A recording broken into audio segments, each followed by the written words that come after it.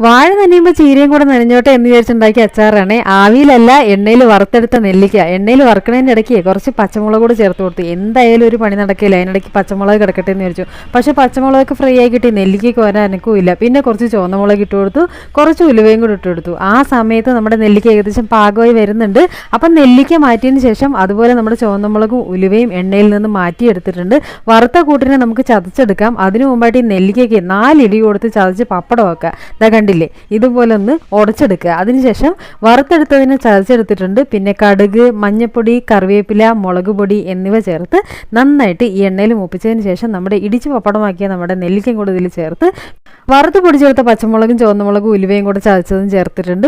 വെളുത്തുള്ളി ഇഞ്ചിയും കൂടെ ഇതുപോലെ മൂപ്പിച്ചതിന് ശേഷം അതിലേക്ക് നമുക്ക് ആവശ്യത്തിന് ഉപ്പും പിന്നെ മുളക് പൊടി പിന്നെ കായപ്പൊടിയും ചേർത്ത് നന്നായിട്ട് മിക്സ് ചെയ്ത് യോജിപ്പിക്കുക. കറിവേപ്പില ചേർക്കാൻ ഒട്ടും മടിക്കരുത്, അതാണ് അതിൻ്റെ ഒരു ഫ്ലേവർ. ഇതൊക്കെ ചേർത്ത് നന്നായിട്ട് ഇങ്ങനെ എടുക്കുമ്പോൾ ഉണ്ടല്ലോ എന്ത് രസമായിട്ടുള്ള അച്ചാറെന്നറിയോ.